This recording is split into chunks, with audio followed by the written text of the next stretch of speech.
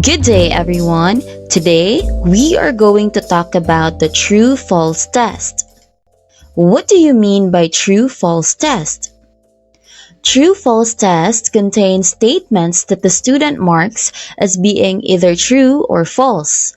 In order to qualify as true, all parts of the statement must be true. In general, true-false test check your knowledge of facts. It is a binomial choice test, a test that have only two options. True-false questions can also be called alternative response question or alternate response test. It is an objective test presented in a form of simple declarative statement to which students respond indicating whether the statement is true or false. Now, what are the advantages and disadvantages of true-false test? Let's talk about first the advantages. First, true-false items are relatively easy to prepare. Second, they offer the instructor the opportunity to write questions that cover more content than most other item types since students can respond to many questions in the time allowed. Third, objective nature limits bias in scoring. Fourth, it is easily administered to large numbers of students. And lastly, they are easy to score accurately and quickly.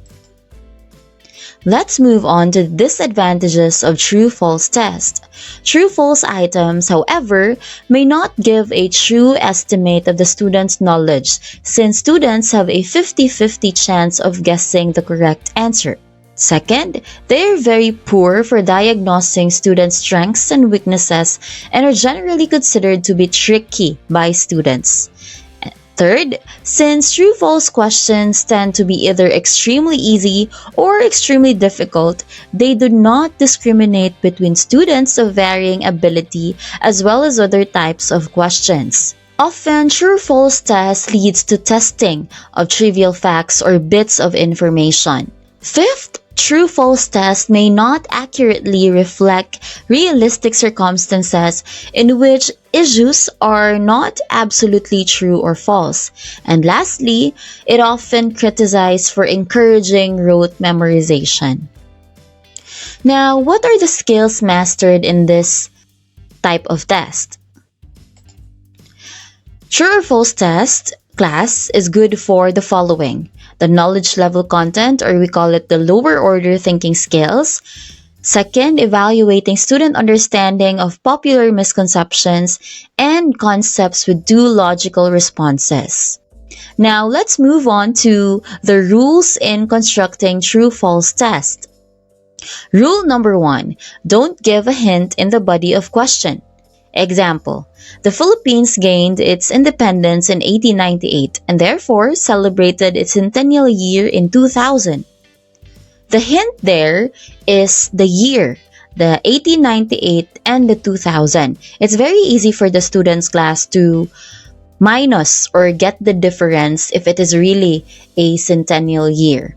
And we have here our revised item. The Philippines gained its independence on the year 1898. As easy as that. Now the students can identify if it is true or false without you giving a hint. Rule number 2, avoid using the word always, never, often, and other adverbs that tend to be either always true or always false. Example, Christmas always falls on a Sunday because it is a Sabbath day. We have here our revised item. This year, Christmas falls on a Sunday. Rule number 3, avoid tricky statements with some minor misleading word or spelling anomaly, or even misplaced phrases and etc. For example, the principal of our school is Mr. Albert P. Panadero. The word there, the misleading word is the principal. So our revised item is the principal of our school is Mr. Albert P. Panadero. So it's up to the students to choose if it is true or if it is false. Rule number 4, use negative statements sparingly and do not use double negatives. Example class, assessment is not the process of gathering false evidence of students' performance over a period of time. Let's identify the double negatives. When we say double negatives, in one sentence, you have two negatives. For this example, we have not and we also have false. Not the process of gathering, we also have false evidence. So how can we revise it? We have here our revised item. Assessment is not the process of gathering evidence of student performance over a period of time. So you are only using one negative. Rule number 5, avoid long sentences as these tends to be true. Example, tests need to be valid, reliable, and useful, although it would require a great amount of time and effort to ensure that tests possess these test characteristics. So that is very long and tendency the student will just guess that it is correct or true. So we have here our revised item. Test needs to be valid, reliable, and useful. So remember class, you have to keep it short and simple. Rule number 6, avoid using more than one idea in a true or false question. Make your main point prominent. Example, all spiders have exoskeletons and only prey on insects. This example class presented two ideas. The first one is all spiders have exoskeletons, and the other idea is all spiders only prey on insects. Now we have here our revised item. All spiders have exoskeletons, so you have to stick to one idea only. Rule number 7, avoid specific determiners or giveaway qualifiers. Strongly worded statements are more likely to be false.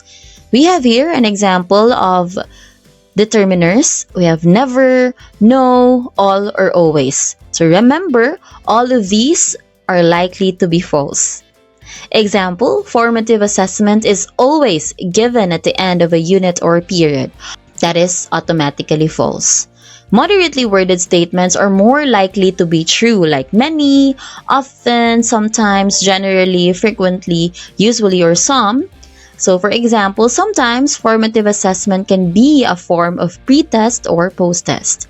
So we are using the determiner sometimes, and it is likely to be true.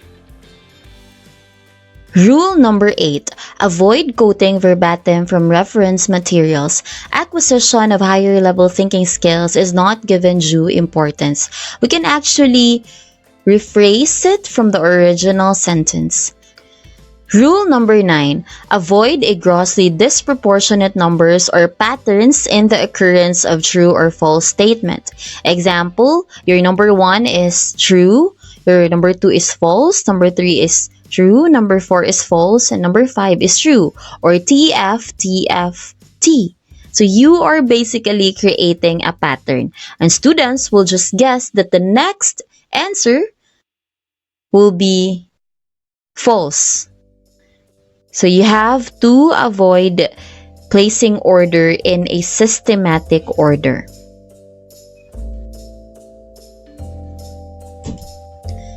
That's it. I hope you learned something from this discussion on the true or false test. Good luck in making your own true or false type of test. Thank you. Bye.